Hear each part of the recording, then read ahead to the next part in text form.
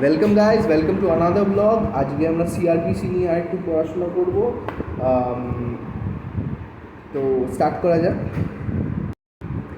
এবার একটা জিনিস আমাদের বুঝতে হবে যে সিআরপিসিতে অনেকগুলো চ্যাপ্টার আছে। সেই চ্যাপ্টারের আন্ডারে এক একটা বিষয় এক্সপ্লেন করা আছে। যেরকম চ্যাপ্টার 1-এ আছে প্রিলিমিনারির মধ্যে কি বলা আছে? প্রিলিমিনারির মধ্যে আমি আগেই যে বলেছিলাম কিছুদিন আগেই আর কি, যেটা হলো গিয়ে যখন আর কি ফার্স্ট পার্টটা পড়িয়েছি তখন তার মধ্যে বলেছি ডেফিনেশনস। সেই ডেফিনেশনটা হলো চ্যাপ্টার 1-এর আন্ডারে পড়ছে। তো ডেফিনেশনটা অবভিয়াসলি যদি চ্যাপ্টার 1-এর আন্ডারে পড়ে, কোন কোন সেকশনসগুলো চ্যাপ্টার 1-এর আন্ডারে পড়ছে? Section 1 to section 5। এর মধ্যে কি কি বুঝতে পারছি? শর্ট এক্সটেন্ড টাইটেল একটা, এই সিআরপিসি এই কোডটা কত দূর অবধি ভ্যালিড ইন্ডিয়ায়? পুরো ইন্ডিয়ায় ভ্যালিড অবভিয়াসলি। এবং ডেফিনেশনস বলেছি, কনস্ট্রাকশন রেফারেন্স বলেছি, কীরমভাবে এটা কনস্ট্রাক্ট করা হয়, এবং ট্রায়াল অফেন্সেস বলেছি। সেইগুলোর মানে আমরা আলোচনা করেছি চ্যাপ্টার 1। এবার চ্যাপ্টার 2-এ যখন আমরা ঢুকছি, সেখানে আছে কনস্টিটিউশন অফ ক্রিমিনাল কোডস। এখানে মানে একটা জায়গা যেটা ডিসিশন দেবে, সেই ডিসিশনের কিছু অফিসার লাগবে, তো যারা ডিসিশনটা দেবে সেই অফিসাররা নিশ্চয়ই গাছতলা বেলতলায় বসবে না, তো তারা ডিসিশন দেওয়ার জন্য একটা কোর্ট লাগবে, একটা প্রেমিসেস লাগবে, একটা বাড়ি লাগবে, একটা কনস্ট্রাকশন লাগবে। সেই কনস্ট্রাকশনেরই নাম বা অ্যাড্রেস হলো কোর্ট। যেরকম আলিপুরের মনে করো চিফ জুডিশিয়াল ম্যাজিস্ট্রেট, সেরামই এসিজেএম, এগুলো কি অ্যাড্রেস অফ দ্য কোর্ট। মানে আমি ওই অ্যাড্রেসে গিয়ে ওই জজ সাহেবকে পাবো, ওই জজ সাহেবের আন্ডারে এতটা জুরিসডিকশান আছে। তো জুরিসডিকশান ওয়াইজ ভাগ করা আছে, প্রতিটা জাজের একটা পার্টিকুলার জুরিসডিকশান আছে। প্রতিটা জাজের একটা জুরিসডিকশান তো আছেই, তার সাথে তাদের কি আছে? তার সাথে তাদের পাওয়ার আছে। সেই পাওয়ার দিয়ে তারা কি করবে? বিচার করবে। এই বিচার ধারা এই কোর্টগুলোর মধ্যেই আছে। যেরকম প্রথমে আছে সুপ্রিম কোর্ট। সুপ্রিম কোর্টের তলায় কে আছে? হাইকোর্ট। সুপ্রিম কোর্ট হাইকোর্ট এরা সব মামলা শোনে, যেরকম সিভিল মামলাও শোনে, ক্রিমিনাল মামলাও শোনে। একটা হাফে ক্রিমিনাল শোনে সকালবেলার দিকে, আর আফটার টিফিন আওয়ার্স এরা ক্রিমিনাল মামলা শোনে। বেল ম্যাটার শোনে সুপ্রিম কোর্টে। বিভিন্ন রকম জাজ, বেঞ্চ ডিভাইডেড থাকে, সেখানে লিস্ট থাকে, সেই লিস্ট অনুযায়ী তাদের বেঞ্চগুলো পড়ে। এবার এই ঘটনার মধ্যে আমি বলি, সেরকমভাবে হাইকোর্টের তলায় আছে, সুপ্রিম কোর্টের তলায় আছে হাইকোর্ট, হাইকোর্টের তলায় আছে ডিস্ট্রিক্ট কোর্ট, ডিস্ট্রিক্ট কোর্টের কয়েকটা ভাগ বলছি, ডিস্ট্রিক্ট জাজ, সেশন জাজ থাকে। আচ্ছা, এখানে আবার আমাদের সুপ্রিম কোর্টেও কিছু ভাগ আছে, যেরকম single bench, division bench, circuit bench, তারপর 5 বেঞ্চ জাজ। 5 বেঞ্চ জাজ মনে করো যদি কোনো খুব জটিল কেস হয়, সেকেন্ড মানে ডুয়াল বেঞ্চের জাজ বা ডিভিশন বেঞ্চের জাজ সেটা পারলো না, তখন সেটা মুভ করা হয় 5 বেঞ্চের একটা জাজ গঠন করা হয় সেখানে। সেটা এটা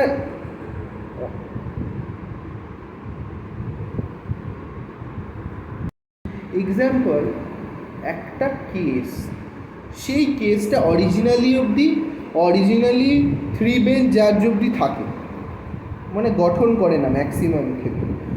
এই যে 5 বেঞ্চ জাজ, এটা স্পেশাল কেসের জন্য বানানো হয়। মনে করো কোনো কেস খুব ল পয়েন্ট কনক্লুড, সেই কেসের জন্য কিন্তু মানে এই 5 বেঞ্চ জাজটা বানানো হতে পারে। কে বানাবে? সুপ্রিম কোর্টই কমিটি গঠন করে এটাকে বানাবে, এবং সেই কমিটি গঠনের মূলে কে থাকবে? Obviously chief justice of India. Chief জাজ of supreme court is called the chief justice of India. তিনি ব্যক্তিত্ব এমন যিনি এই কমিটিটা গঠন করার মূলে থাকবেন। এই যে কমিটিটা যখনই গঠন হবে, এই কমিটিটা গঠন হয় 5 বেঞ্চের একটা জাজশিপ লর্ডশিপরা বসবে, সেই কেসটা হিয়ার অফ করবে। এবার ঘটনাটা হলো ম্যাক্সিমাম কি লেভেলের হয়, 3 বেঞ্চ জাজ হয়, তার মধ্যে একজন জাজ থাকেন সিজিআই, বাকি 2 জন অ্যাসিস্টিং জাজ থাকে, এক্সপিরিয়েন্সড অবভিয়াসলি। সিজিআই মানে চিফ জাস্টিস অফ ইন্ডিয়া, মানে 3 বেঞ্চ জাজ যেটা হয় সেখানে অবভিয়াসলি সিজিআই মাঝে বসেন এবং 2 জন জাজ তাকে অ্যাসিস্ট করে। 5 বেঞ্চ জাজ যেটা নর্মালি থাকে না, বাট ওটা গঠন করা হয় যদি কোনো ইম্পর্টেন্ট কেস হয় তাহলে ওটা গঠন করা হয়। বাট এই বেঞ্চটা কিন্তু নট ইন, ওই যে একজন সিজিআই থাকে, 4 জন অ্যাসিস্টিং জাজেস থাকে। এবার তার তলায় থাকে ডুয়েল বেঞ্চের মধ্যে 2 জন সিনিয়র জাজকে অ্যাপয়েন্ট করা হয়। আইদার সেখানে সিজিআইও থাকতে পারে বা নর্মাল 2 জন সুপ্রিম কোর্ট জাজ বসে। আর সিঙ্গেল বেঞ্চ যেটা হয়, সেই বেঞ্চের মধ্যে 1 জন জাজ বসে, সেখানে অন্য কোনো জাজ বসে, তারাই single handedly matters take up করে এবং সেটাকে রুল অফ করে বা অর্ডার দেয়। তারপরে ডিভিশন বেঞ্চ, তারপরে আস্তে আস্তে ওপরে যায়। এবং সেই ধরনেরই হাইকোর্টেও সেম আমাদের 3 বেঞ্চ জাজ একটা থাকে, অবভিয়াসলি জাস্টিস যারা আমাদের হাইকোর্টের জাস্টিস থাকে তারা সিঙ্গেল হ্যান্ডেডলি বসে, তারা যদি না বসতে পারে অন্য অ্যাসিস্ট্যান্ট জাজেসরা বসে এবং বেঞ্চ হয় সেখানে সার্কিট ডিভিশন বেঞ্চ হয় এবং 3 বেঞ্চ জাজ হয়।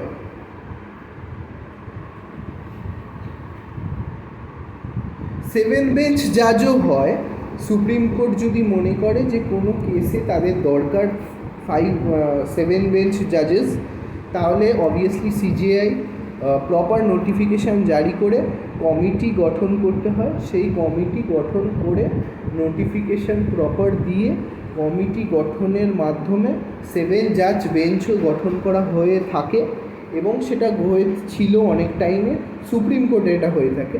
অবভিয়াসলি হাইকোর্টেও এইরকম বিভিন্ন রকম জাজের বেঞ্চ গঠন হয়, যেটা বললাম ডিভিশন বেঞ্চ হয়, 3rd বেঞ্চ মানে 3 বেঞ্চ জাজ হয়। আর চিফ জাস্টিস তো থাকেই একজন, জাস্টিস অফ মানে সেই যেই মনে করো চিফ জাস্টিস অফ বেঙ্গল, সেই জাস্টিস অবভিয়াসলি সে টোটাল দেখাশোনাটা করেই, কোর্টের হেড পজিশনে থাকে। এবার ঘটনাটা হলো আমরা ডিস্ট্রিক্ট কোর্টেরও কিছু ডিভিশনস আছে, যেরকম ঘটনাটা হলো ডিস্ট্রিক্ট জাজ সেখানে থাকে, তার তলায় অ্যাডিশনাল ডিস্ট্রিক্ট জাজেস থাকে বা অ্যাসিস্ট্যান্ট ডিস্ট্রিক্ট জাজেস বলে তাদের, তারা ডিস্ট্রিক্ট জাজের ঠিক আন্ডারে পড়ে। অ্যাডিশনাল জাজেস তারা ডিস্ট্রিক্ট জাজকে হেল্প করার জন্য থাকে। তারপর তার তলায় থাকে সিজেএম, চিফ জুডিশিয়াল ম্যাজিস্ট্রেট জাজেস, তাদের অবভিয়াসলি চিফ জুডিশিয়াল ম্যাজিস্ট্রেট একজন জাজই।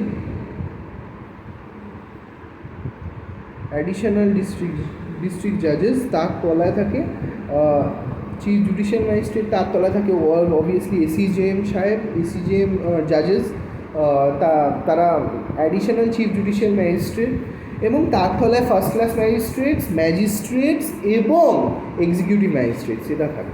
তো এটাই হলো ঘটনা। অবভিয়াসলি আমি এত এক্সপ্লেন করবো না, আমার পার্টিকুলার ভিডিওগুলো সব থাকবে, তার মধ্যেই সমস্ত আলোচনা করা থাকবে। এটা হলো ইন্ট্রোডাকশন, এটা হলো মানে বলে না একটা ঢোকার প্রথমে একটা ইন্ট্রোডাকশন, এটা জাস্ট চ্যাপ্টার 1। চ্যাপ্টার 2-এ বলা আছে কীরমভাবে কোর্টগুলো গঠন হয়, এটা এই চ্যাপ্টার 2। কোর্টের গঠনটা আমি এই মুহূর্তে বললাম, সেটাই আছে, আস্তে আস্তে করে বলা আছে সেটাই, কীরমভাবে তাদের পাওয়ার্সগুলো ডেভিয়েটেড হচ্ছে। আমরা আপাতত চ্যাপ্টার 2-এ আছি। চ্যাপ্টার 2-এ কয়েকটা সেকশনস নিয়ে আমরা কথা বলবো। এবার আমরা সেকশন 17 থেকে পড়ব। সেকশন 17-এ কী বলেছে? সেকশন 17-এ বলেছে যেরাম আমাদের ডিস্ট্রিক্ট কোর্টে সিজেএম থাকে, চিফ জুডিশিয়াল ম্যাজিস্ট্রেট, সেরম মেট্রোপলিটন এরিয়াসে সিএমএম থাকে। যেরকম ক্যালকাটায় ব্যাংশাল কোর্টে আন্ডারে সিএমএম বসেন সিএমএম, চিফ মেট্রোপলিটন ম্যাজিস্ট্রেট। এবার সিজেএম এর তলায় কে থাকে? ACJM, additional chief judicial magistrate. এবার সেরমই সিএমএম এর তলায় এসিএমএম বসে, অ্যাডিশনাল চিফ মেট্রোপলিটন ম্যাজিস্ট্রেট। এবার আমরা দেখব যে high court shall in relation to every metropolitan area. আচ্ছা, একটা জিনিস আমি বলছি, সুপ্রিম কোর্টের জাজেসের অ্যাপয়েন্টমেন্ট কে দেয়? হাইকোর্টের জাজেসের অ্যাপয়েন্টমেন্ট কে দেয়? Supreme court. সুপ্রিম কোর্টের জাজেসের অ্যাপয়েন্টমেন্ট কে দেয়? সিজেআই এবং প্রেসিডেন্ট। এটা হলো ঘটনা। তাহলে হাইকোর্টের অ্যাপয়েন্টমেন্ট কে দেয়? থ্রু গভর্নর সুপ্রিম কোর্ট দেয়। মানে অবভিয়াসলি গভর্নরকে নোটিফিকেশান দেওয়া হয় এবং শপথ গ্রহণটা গভর্নর করান। তাহলে হাইকোর্টের যত জাজেস সুপ্রিম কোর্ট বানায়, মানে অ্যালোকেট করে, হাইকোর্ট তাদের অ্যালোকেট করে। হাইকোর্ট কোন জাজেসদের অ্যালোকেট করে? হাইকোর্ট ডিস্ট্রিক্ট কোর্টের বা মেট্রোপলিটন কোর্টের যত জাজেসদের অ্যাপয়েন্টমেন্ট করে। অবভিয়াসলি সেখানে সিজেআই আন্ডারে একটা কমিটি থাকে তারা, এবং হাইকোর্টের নিজস্ব কমিটি থাকে। হাইকোর্ট ক্যালকাটার যেরকম এক একটা কোর্টের তারা কি থাকে, তাদের অ্যাপয়েন্টমেন্ট থাকে, তারা অ্যাপয়েন্টমেন্ট দেয়। এটাই হলো ঘটনা। এবার আমরা জানব যে মেট্রোপলিটন ম্যাজিস্ট্রেট কাকে। এবার হাইকোর্ট কী করে? In relation to every metropolitan area local jurisdiction কাকে অ্যাপয়েন্ট করবে? একজন মেট্রোপলিটন ম্যাজিস্ট্রেটকে অ্যাপয়েন্ট করবে। কে অ্যাপয়েন্ট করবে? হাইকোর্ট। হাইকোর্টের অবভিয়াসলি কে অ্যাপয়েন্ট করবে? রেজিস্ট্রার থাকবে সেখানে একটা হাইকোর্ট কমিটি থাকে, তারা অ্যাপয়েন্ট করবে obviously. High court may appoint any metropolitan magistrate to be an additional chief appoint any metropolitan magistrate. তার মানে আচ্ছা, একটা জিনিস বুঝতে হবে, ফার্স্ট ক্লাস ম্যাজিস্ট্রেটসের মধ্যে মেট্রোপলিটন ম্যাজিস্ট্রেটসরা পড়ে, কিন্তু যে কোনো মেট্রোপলিটন ম্যাজিস্ট্রেটকে অ্যাপয়েন্টমেন্ট দিয়ে চিফ মেট্রোপলিটন ম্যাজিস্ট্রেট অ্যাপয়েন্ট করতে পারে। কে করতে পারে? High court obviously. High court may appoint high court chief metropolitan ম্যাজিস্ট্রেটের পদে একজন মেট্রোপলিটন ম্যাজিস্ট্রেটকে অ্যাপয়েন্ট করতে পারে। তার মানে কি বললাম? অনেক ম্যাজিস্ট্রেট আছে, তার মধ্যে একজনকে মেট্রোপলিটন ম্যাজিস্ট্রেট করে দিল। অনেক ম্যাজিস্ট্রেট আছে, তার মধ্যে একজনকে সিজেএম করে দিল, চিফ জুডিশিয়াল ম্যাজিস্ট্রেট। সেটা আমি সিএমএম করে দিল, সেটা আমি এসিএমএম করে দিল। তার মানে যে বেশি কম্পিটেন্ট, যে বেশি কেস সলভ করে, তাকে তুলে একজনকে করে দেয়। এটাই হলো নিয়ম। এবার ঘটনাটা হলো হ্যাভ অল এনি পাওয়ার। এবার সিজেএম এর কিছু জুরিসডিকশনাল লিমিটস থাকে, সেই লিমিটেশনের মধ্যে সিজেএম কিন্তু অবভিয়াসলি ম্যাটার্স টেক আপ করতে পারে, সেই ম্যাটারের জন্য কাজ করতে পারে, সেই ম্যাটারের হয়ে ডিসিশন দিতে পারে। এটাই হলো সিএমএম এর কাজ। ঠিক আছে, সেকশন 17 অনুযায়ী। এবার হলো shall have all powers under CMM under this code being force in the high court May direct. তার মানে যেই নোটিফিকেশানগুলো হাইকোর্ট দেবে সেগুলো অবভিয়াসলি ফলো করবে কে? সেগুলো সিএমএম ফলো করবে। স্পেশাল মেট্রোপলিটন ম্যাজিস্ট্রেটস, এরা কারা? স্পেশাল মেট্রোপলিটন ম্যাজিস্ট্রেট হলো সেই জাজেস, রেসপেক্টেবল জাজেস যাদের অ্যাপয়েন্টমেন্ট দেবে কে? Obviously high court, for special purposes, special reliefs, special provisions, তার জন্য স্পেশাল জাজেস অ্যাপয়েন্টেড হবে। তারা কারা? High court may if requested by the central or state government do confer upon any person who held on the post of government all any power conferred or conferable the court metropolitan magistrate in the metropolitan area within local jurisdiction particular classes of case in যেটা আমি বললাম, কোনো particular ধরনের কেসের জন্য আমাদের মনে করো এক্সাম্পল, আমাদের দেশে খুব বেশি এক্সাম্পল দিচ্ছি, কনজিউমার কেস হচ্ছিল, তার জন্য কনজিউমার ফোরাম তৈরি হয়েছে, ন্যাশনাল কমিশন, স্টেট কমিশন, তারপর কনজিউমার ফোরাম। এই পুরো কনজিউমারের পার্টটা তৈরি হয়েছে কোন জাজদের নিয়ে? নিশ্চয়ই বাইরের থেকে জাজ চুজ হয়নি, আমাদের জুডিশিয়ারি মেম্বার্সদের যারা এলিজেবল তাদেরকে ওখানে অ্যাপয়েন্টমেন্ট দেওয়া হয়েছে। এই জিনিসগুলো স্পেশাল অ্যাপয়েন্টমেন্ট, স্পেশাল পারপাসে। মনে করো আমাদের সেন্ট্রাল গভর্নমেন্ট বা স্টেট গভর্নমেন্ট রিকোয়েস্ট করলো, কাকে রিকোয়েস্ট করলো? হাইকোর্টকে, যে দেখো ম্যাট্রিমোনিয়াল কেসেস বেশি হয়ে যাচ্ছে, তো ফ্যামিলি কোর্টসে আমরা রিক্রুটমেন্ট অফ জাজেস বাড়িয়ে দেবো যাতে আরও বেশি ম্যাট্রিমোনিয়াল কেস সলভ হয়।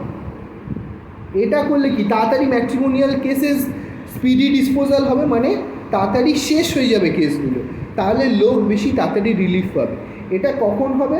যখন স্টেট গভর্নমেন্ট বা সেন্ট্রাল গভর্নমেন্ট রিকোয়েস্ট করবে এরম কোনো ম্যাটারের জন্য যেটা তাদের দরকার, তার জন্য হাইকোর্ট ভেবে অ্যাপয়েন্টমেন্ট করবে সেই ক্লাসের কেসগুলো ডিল করার জন্য, যেই ক্লাসের প্রবলেমের জন্য সেই জাজটাকে রিক্রুট করা হয়েছে।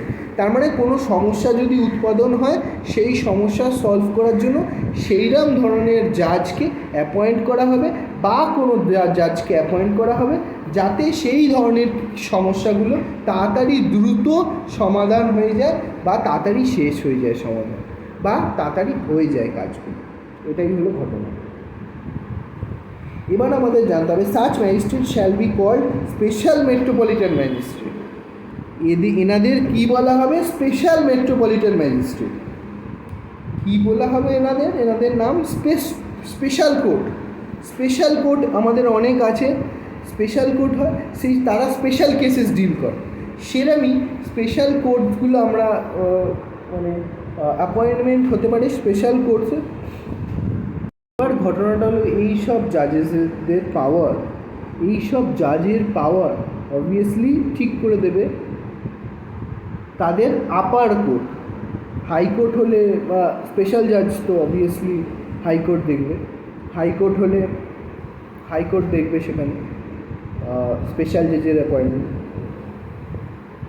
এবার ঘটনাটা হলো আমরা পড়ব সাবঅর্ডিনেশন অফ মেট্রোপলিটন ম্যাজিস্ট্রেটস, কীভাবে সাবঅর্ডিনেট তারা। তাহলে যেরকম আমরা ওই CJM, ACJM, first class magistrate, second class magistrate, executive magistrate, সেরকম এখানেও একই।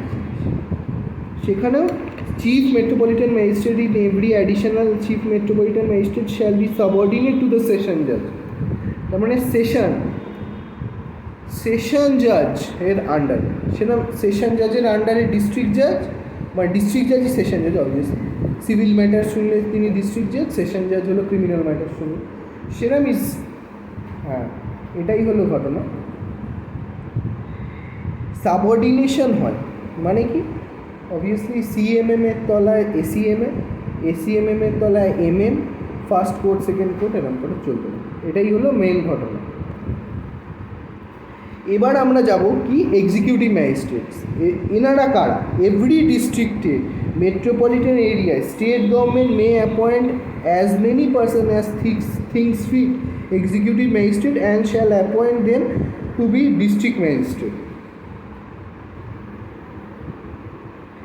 এবার ঘটনাটা হলো এই যে এক্সিকিউটিভ ম্যাজিস্ট্রেট, এই ম্যাজিস্ট্রেটসরা অবভিয়াসলি স্টেটে থাকে এবং স্টেটে থেকে তারা এক্সিকিউটিভ উইংয়ের কাজকর্ম দেখাশোনা করে।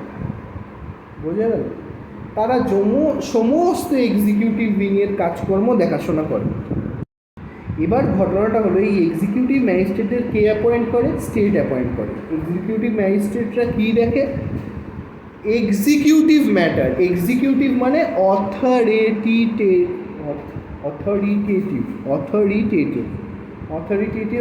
ওয়ার্কস দেখাশোনা করে। এই যে অথরিটেটিভ ওয়ার্কস দেখাশোনা করে এর মধ্যে পড়েটা কি?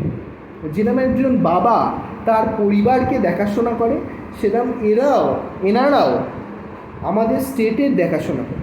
বাড়িতে বাবা কি দেখে? যাতে শান্তি থাকে, বাড়িতে কি ঝুট ঝামেলা বাচ্চাদের মধ্যে না হয়। সেরকমই এক্সিকিউটিভ ম্যাজিস্ট্রেটসরা বাবা হিসেবে, স্টেটের কর্তাধর্তা হিসেবে স্টেটের শান্তি বজায় রাখে, রাইটিং পজিশনকে ব্যাকআউট করে, কোনো অসুবিধা হলে অ্যারেস্ট ওয়ারেন্ট জারি করে, যারা অসভ্যতা করছে, যারা অব্যবহার করছে, গ্রুপ অফ পিপলকে সামলানোর দায়িত্ব তাদের। যদি কোনো গ্রুপ মনে করো অসভ্যতা করছে, একটা গ্রুপ মনে করো গিয়ে ভাঙচুর করছে, তাদেরকে শান্ত করার দায়িত্ব এক্সিকিউটিভ ম্যাজিস্ট্রেটের অর্ডারে সেটা করা যায়। এই স্পেশাল জাজেস এরা এক্সিকিউটিভ উইংটাকে লুক আফটার করে, মানে একটা স্টেটের যে এক্সিকিউটিভ উইং, শান্তি, তারপর ডেভেলপমেন্ট, এইগুলোর ওপর লুক আফটার করে। এটাই হলো মেন তাদের কাজ। এরাই হলো এক্সিকিউটিভ ম্যাজিস্ট্রেট। স্টেট গভর্নমেন্ট কী করবে? এক্সিকিউটিভ ম্যাজিস্ট্রেট অ্যাপয়েন্ট করে, ডিস্ট্রিক্ট ম্যাজিস্ট্রেট অ্যাপয়েন্ট করে। এক্সিকিউটিভ ম্যাজিস্ট্রেটটা ম্যাক্সিমাম কারা হন? যারা এক্সিকিউটিভ উইংয়ের থেকে আসে। মানে এক্সিকিউটিভ উইংয়ের পরীক্ষাটা কোনটা? West Bengal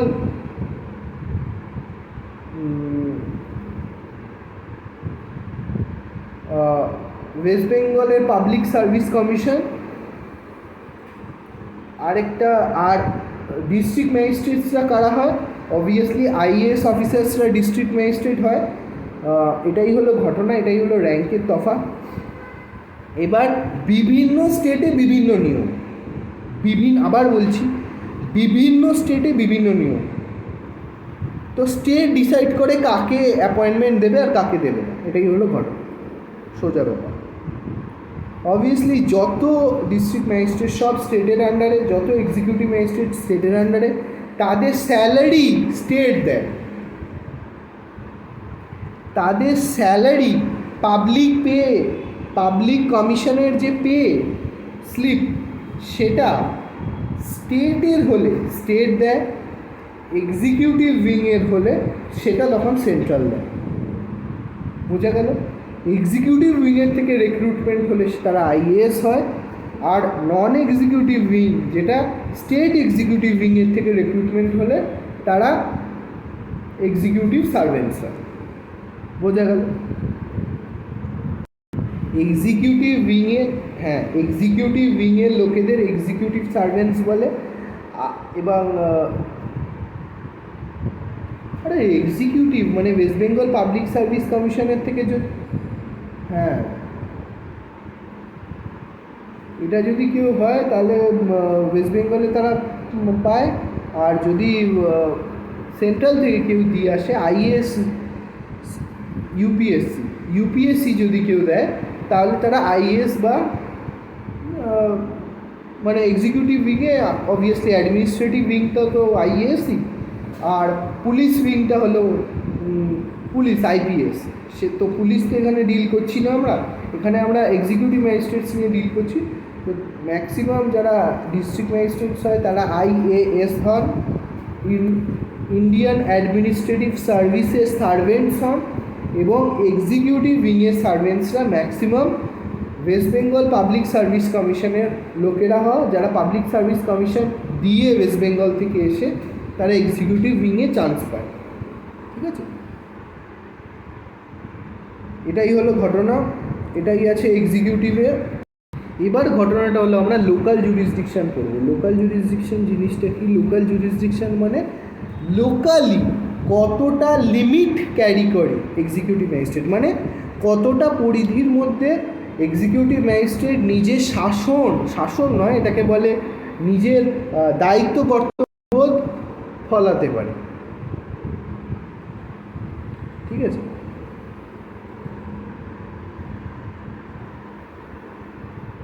thank you guys, thank you for watching. Please like, share and subscribe to my channel. Thank you for watching. Bye.